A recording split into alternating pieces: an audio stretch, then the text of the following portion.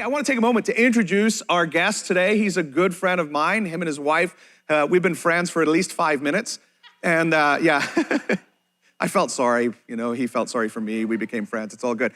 No, we've been friends for a long, long time. And Ben and Rachel Miller are pastors at Bend Christian Fellowship out in Bend, Oregon. Anyone ever heard of Bend, Oregon? Anyone ever been to Bend, Oregon? All right, listen, I know if you go on vacation, you're like, hey, I don't go to church, but can I encourage you to go to church, go to Bend Christian Fellowship. They don't have the space for you because God's blessing them. They're growing like crazy, but that's okay. We'll go bless them if we're out there. But Ben has been a great friend, a great encouragement. You know how you need friends in your life that challenge you, that are just fun, that are courageous, that are out there doing things? That's who Ben and Rachel are to Jenny and I, and they've been an amazing, amazing encouragement to us. They actually were missionaries in Ireland for 5 years and moved back 5-6 years ago. They took the church in about 4.5 years ago, and I'm telling you, it's a thriving, dynamic, growing, bursting at the seams church, the kind of church you want to be around. But here's what I love most about this couple. They love Jesus, they love the local church, and they love people finding Jesus and coming into relationship with him. And that's the kind of people we want to be, and that's why I brought them in, because I wanted you to hear their heart as they share from God's word this morning. So ALC, would you do me a favor? Would you stand to your feet? Come on, up on your feet, put your hands together, and let's welcome Pastor Ben as he comes to share God's word.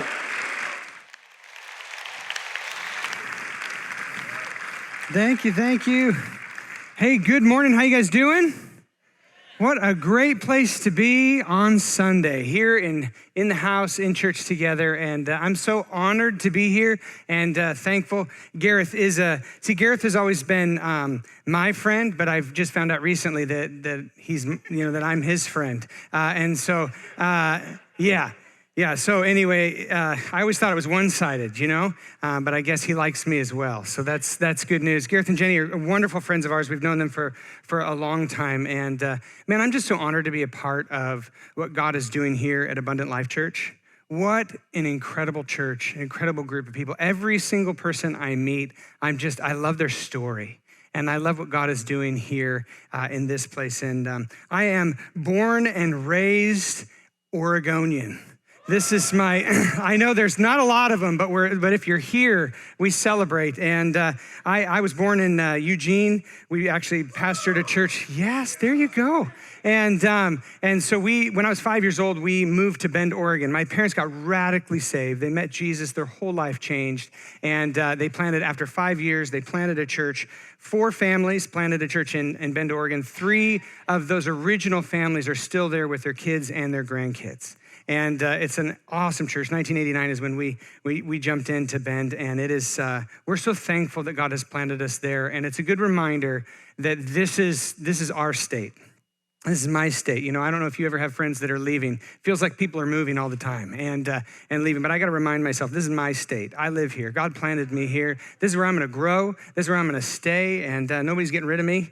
I'm here. I'm digging in like a tick, And this is my place. So I'm just so thankful. Here's my family. I have a picture of my family up here. I have 5 kids. This was on Mother's Day. We all got those Mother's Day tattoos with the really cool hearts and the arrows through them, I have 5 great kids. My wife, Rachel, is here, and 2 of my boys are here in the service. And I've been blessed with 5 kids. I love my kids. It is a lot of work. It is a little bit of chaos, but it's totally worth it. I love my kids. And so I'm just honored to be here, honored to be a part of your story, honored that you would even let me come and connect today. So thank you. I felt as I'm praying and preparing for even this weekend, I felt like the Psalm 100 was a psalm for Abundant Life Church. I want to read it to you. And this is a psalm for the last season and for the next season. It says this: shout with joy to the Lord, all the earth. Worship the Lord with gladness. Come before him singing with joy. Acknowledge that the Lord is God and that he made us. We are his people, the sheep of his pasture. Enter his gates with thanksgiving and go into his courts with praise. Give thanks to him and praise his name. For the Lord is good. His unfailing love continues forever, and his faithfulness continues through each generation. It's amazing. This is the story of Abundant Life Churches, that from generation to generation, the word actually means from every new season to every new season. Maybe this is your first time here, mine too. So good to see you. But maybe you've also, you've been here so long, you're woven into the fabric and the history of this church. And what you have seen is you've seen God's faithfulness to this house, to you as a people through every generation, from every season over and over again. And the Lord is bringing abundant life into another season, to a new season. And what I love about Psalm 100 is in verse 2, it really details out our job. His job is faithfulness through each season, each generation. Our job is to worship the Lord with gladness. To worship, it means to serve. It means to show up, to engage. It's a verb, to engage yourself, to worship and to show up with gladness, which means joy. Your job, no joke, is to show up with a smile, is to actually engage your heart, engage your mind. Could you imagine what it would look like if everybody who showed up to church today had a smile? Instead of having to drag yourself, all right, I'll go, all right, I should go, I know I should go. If we all showed up and we engaged ourselves with gladness, with joy, and we made sure that we did our part, because we know that in every new season, in every generation, our church now has 3 generations old. And it's beautiful to see the longevity and the faithfulness of everything that God is doing. And so I just want to encourage you, you have a story. And what God is doing here at Abundant Life is absolutely amazing for those outside of it to watch what God is doing. Because I get the privilege of being outside and watching your story from a distance. And it's really cool to see what this next season is going to look like for you. And to know that even God has brought Gareth and Jenny. And when we hear about the story of what God is doing at Abundant Life, and we know Gareth and Jenny, what we see is this beautiful match that God has actually brought together and has brought the right people, and he's raising up the right people here in the house. And God has something incredible in store for Abundant Life Church. I'm just excited to watch. I'm excited to be a part in any way because God is doing an incredible thing. So thank you for letting me be here. Our story started in 1989. As we said, I was born in Eugene. We planted to Bend in 1989. I was 5 years old at the time. So I always tell my dad that I planted the church and then I let him oversee it for the first 28 years, you know? We actually did a transition in four and a half years ago where we transitioned father to son. And like any transition, it had its ups and it had its downs, and it's been absolutely incredible. And it has worked out to all of our business. My dad and mom are still at the church doing an incredible job. In fact, my dad, after we transitioned, I asked my dad, I said, okay, you can do anything you want. Like you've been here now at this point, 28 years. You can do any ministry you want. You name it, hands down. You've been here, just pick it. And he says, you know what I really want to do? I want to be on the parking team. All right, as far away from the stage as possible. Got it. Okay, I see what you're saying. No, he says, I want to be on the parking team. I said, why do you want to be? Sure, whatever you want. He said, I just want to drive the golf cart. I want to drive the golf cart. I want to be able to connect with people, and I want to let them know that they just found an incredible home. This is the place that they should be. And it's like, all right, sweet. So he's on the parking team, and it's cool, except for, recently, he also got caught on the golf cart driving around with a gun on the golf cart while picking up people to go to church. And what are you doing? Like, he gets flagged by security. They chase him out in the parking lot, and this old man is driving around in the golf cart with a gun on. And it's like, Dad, you can't do that. That's not right to do. And anyway, he's old and ornery, but he is also very, very much honored in our house. He preaches periodically, and he's an incredible man. I have awesome parents, and it's only to the history and the foundation, the strength, integrity of our church. I'm so thankful to be a part of it, and I'm thankful that my mom and dad are still there and serving. And so we have an incredible history. My dad said this when we transitioned. I remember I flew over from Ireland, and we had a one-on-one, and we were talking about the idea of transition, and he says, okay, we sat down, and we're two chairs facing each other, and he gets in close, and I was like, almost like he's gonna grab my hands. I'm like, what are you doing? Like, this is getting awkward, and he's just real serious. He just looks at me and he says, you gotta promise me one thing. What, He says, that you don't change anything for 2 years.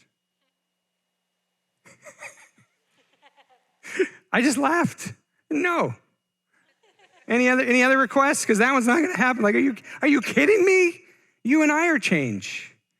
You and me are a change. Like, I can't promise you, I'll just do everything you would do for 2 years. I can't promise that. And the reality is, each and every one of us, man, don't we just hate change? Like, the idea of change can make us so anxious and frustrated. And we hate bad change. This idea that you show up to your favorite restaurant and they say, closed. What are you doing? Your favorite gym, or all of a sudden they discontinue your favorite pants and you're thinking, am I that old? That all of a sudden the pants that I want, I should have bought in like bulk, now I can't get them anymore? The moment a good friend comes and says, hey, I know we've been best friends for a year, but I'm leaving, I'm moving out of state. Man, those are the kind of changes that they rock your world, don't they? And it's those kind of changes that we're just all hesitant of, we're all apprehensive. Why is it that Starbucks and Dutch Brothers in the exact same year decided to discontinue eggnog? Really? As if their clientele were not already emotionally fragile? 2021 is the year in which someone is gonna make this great decision that eggnog is done? We never got to weigh in on that. And I'm thinking, is it because they didn't make enough money with eggnog? No. Is there an eggnog shortage? I don't know. But who makes that decision? Oh, we're just gonna take out eggnog company-wide. That's billions of dollars in eggnog sales from my family alone. Why would you make such a poor decision as a business? I need something to be said.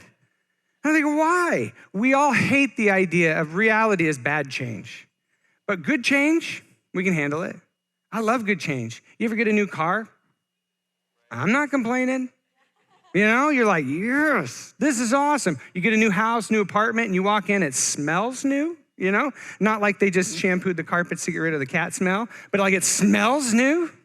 And you're thinking, yeah, this is awesome. Like a new job, you walk in a new place, new desk, new office, new things are amazing. You repaint and you go, wow, this place looks good. Like, when was the last time and how amazing would it be if all of a sudden you showed up at your favorite restaurant and you're like, oh, a reprinted menu, and you're thinking, oh, you know why they reprint menus? To change the prices. We all know that.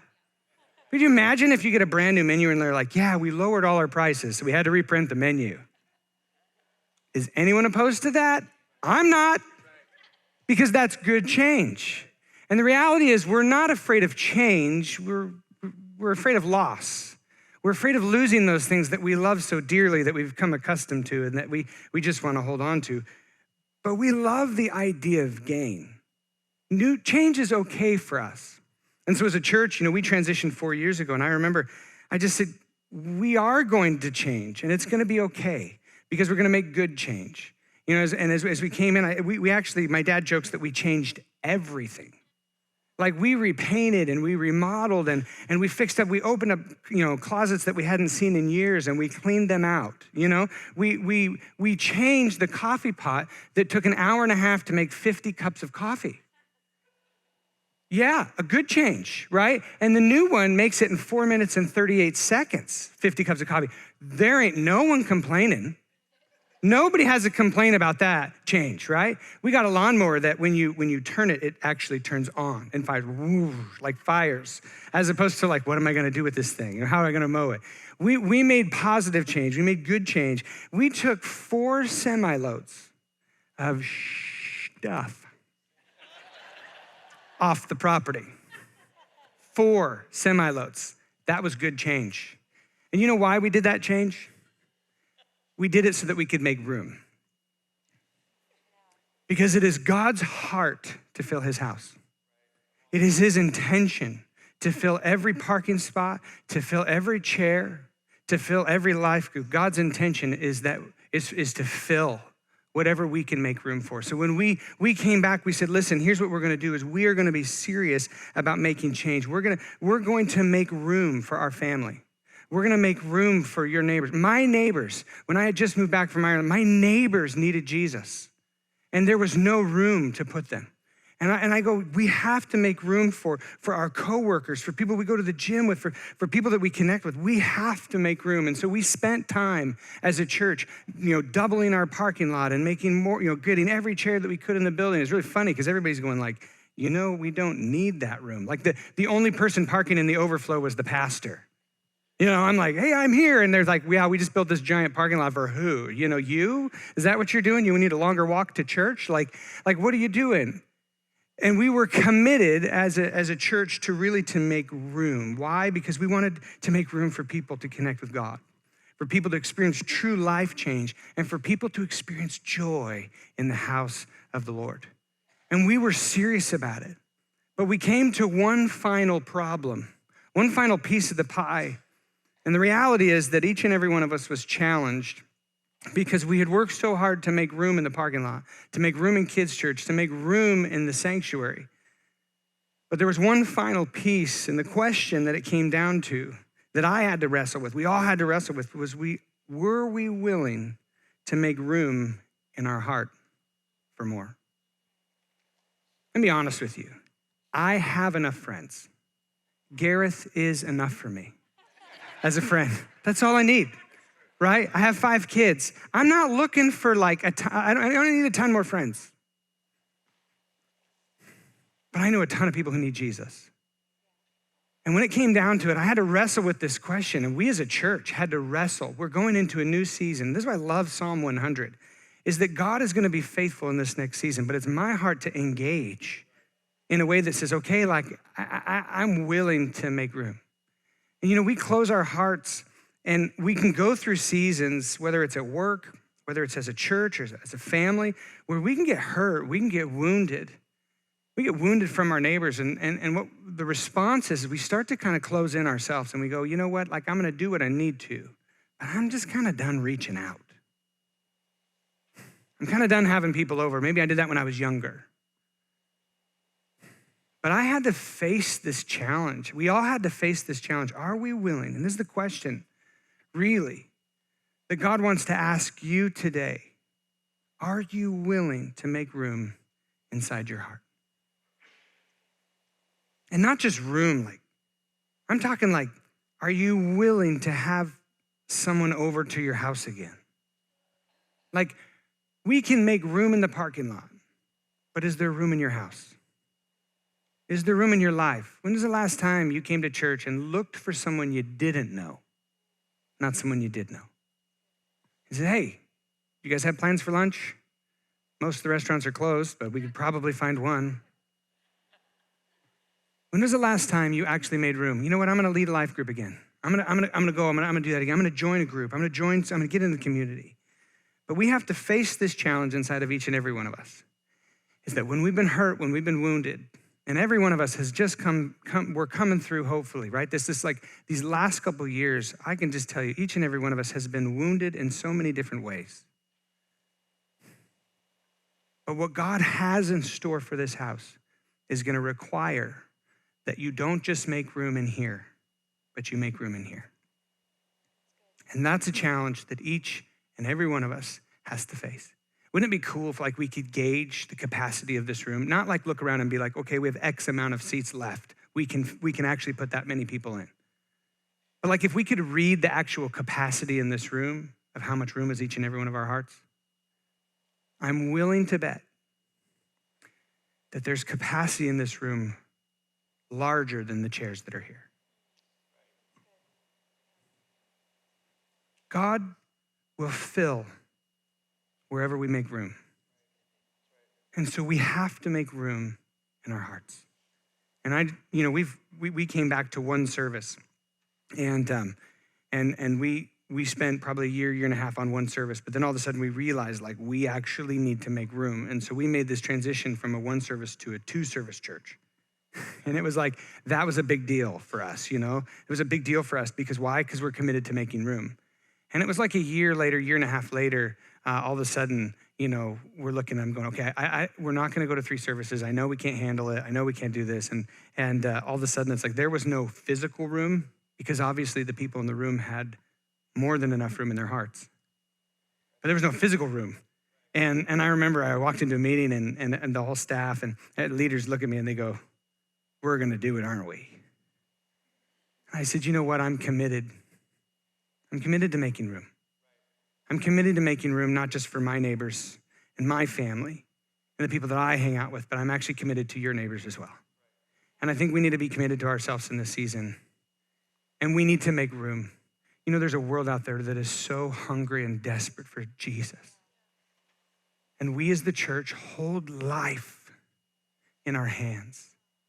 And the one limiting factor will be our hearts, not our buildings. And so there's a challenge for each and every one of us today is to ask that. Am I willing to pray that prayer? Am I willing to actually open up my heart in such a way that says, God, I'm willing. I'm willing. I don't know what it looks like. And I know I haven't had people in my home, and I know I haven't had coffee with people, and I know I haven't reached out, but I'm willing in this next season to serve with gladness and to make room inside my heart. James presents a second problem that we see, and you know, we see it in our journey. I think actually every single one of us faced this, and James brilliantly puts this together, but he gives us this challenge. I want to read it to you. This is in James chapter 2.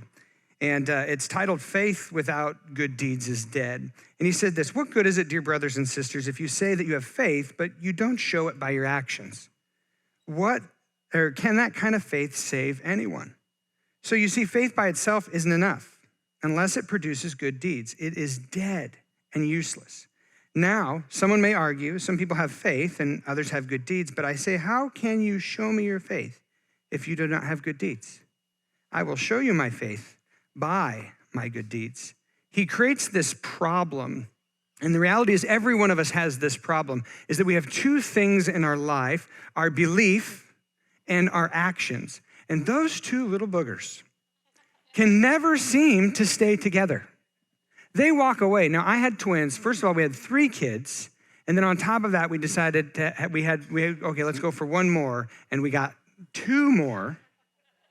And we got twins. So we have 3 young kids, and then we have twins. I remember changing the diapers. Like you would put them both on the ground, and you start one, you stay. And you start one, and you start kind of trying to take this diaper off. Just about the time the poop is exposed, right? You're sitting here, and this one starts to crawl off. So you grab the leg and pull them back, pull them back, stop it, don't move, get this. And then as soon as that one's done, the next one heads, stop this, you try and do this. And it's just like they're constantly going away from each other. And you're just, both of you sit, I got to do this at the same time.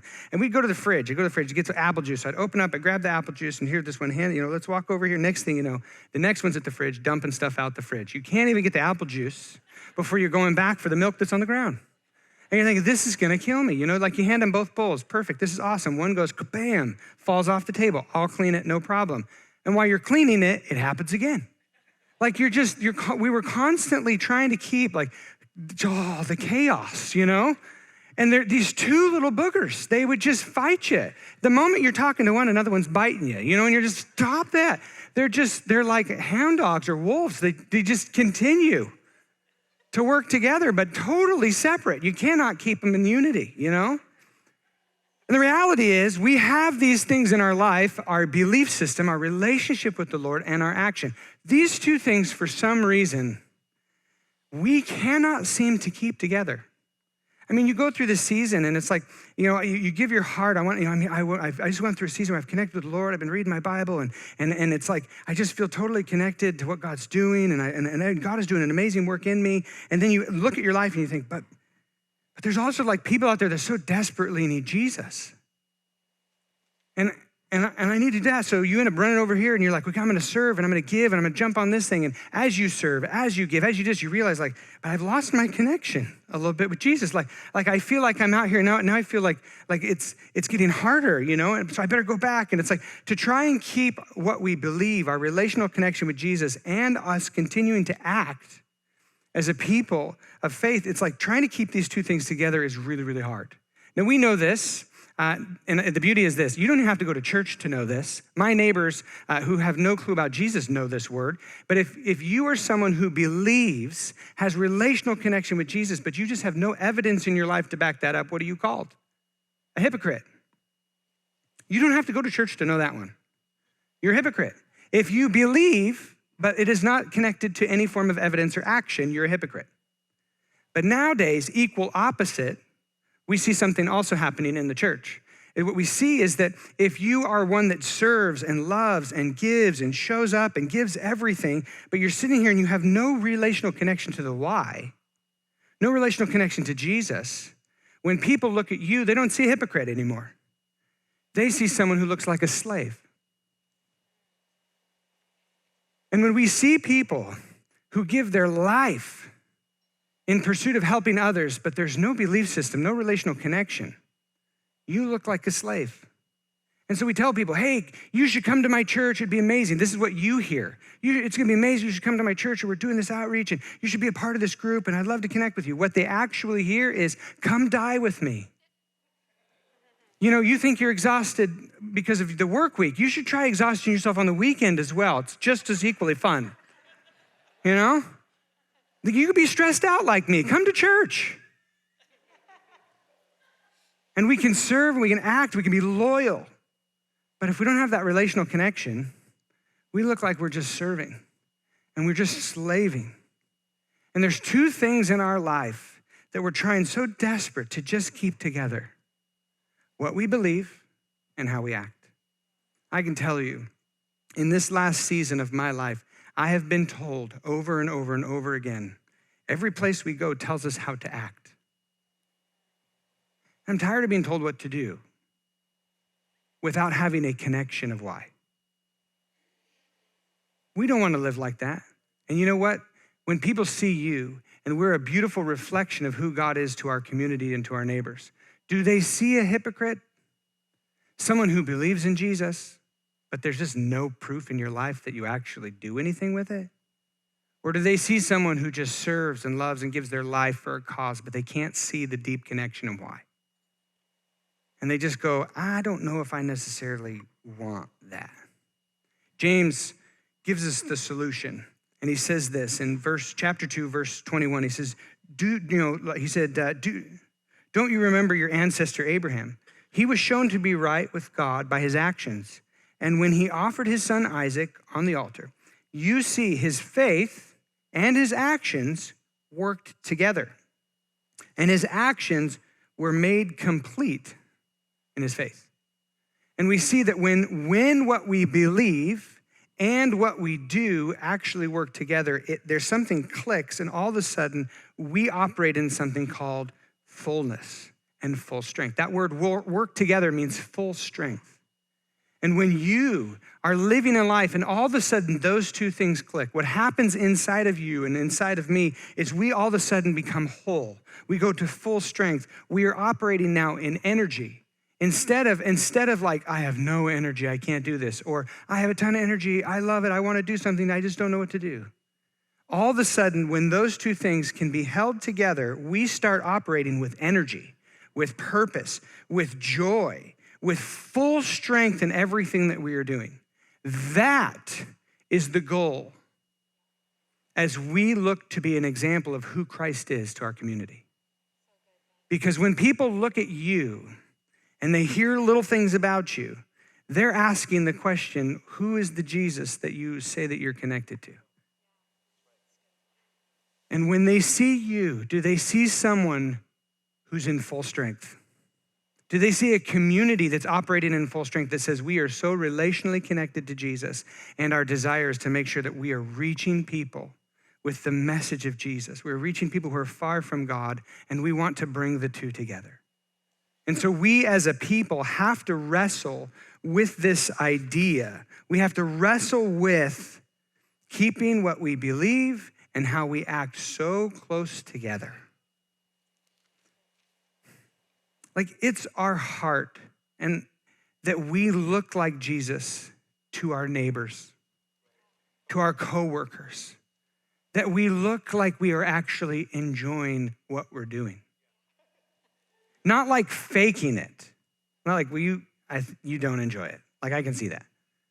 The reality is when people see us, when you see someone who's operating in full strength, it's inspiring.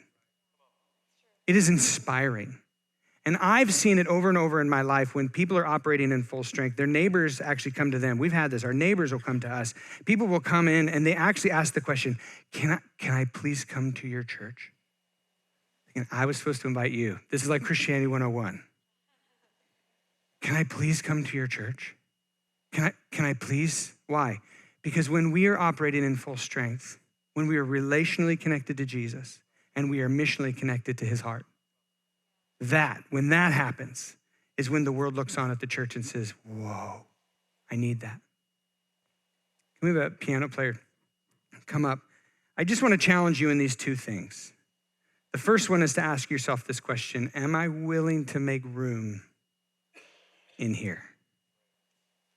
Am I willing to open up my house again?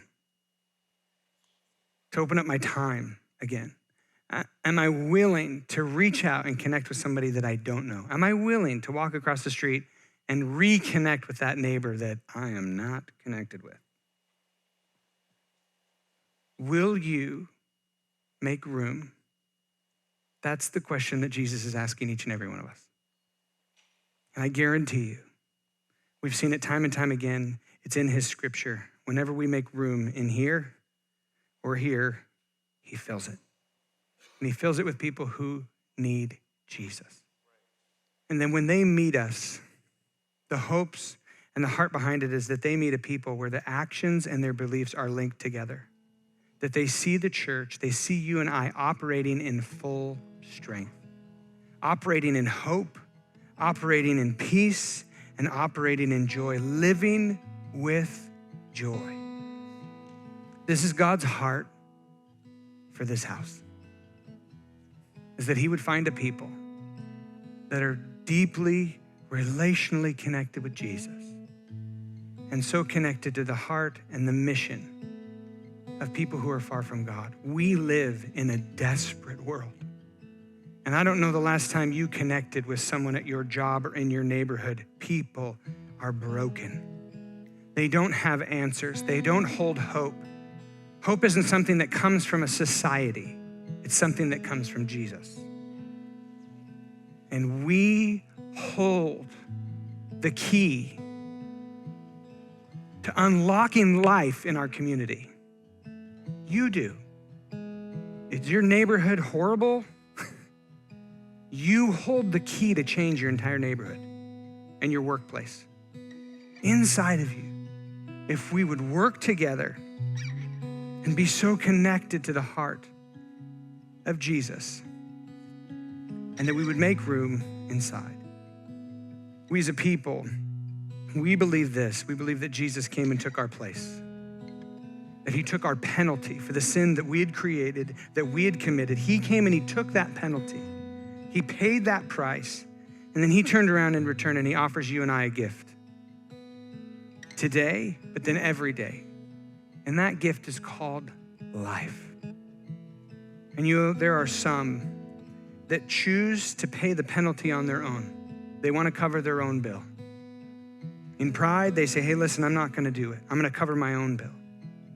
But Jesus has paid a price for us and it costs us nothing. And so the decision that sits before you today and every day that you wake up from here on out is the choice of life or death.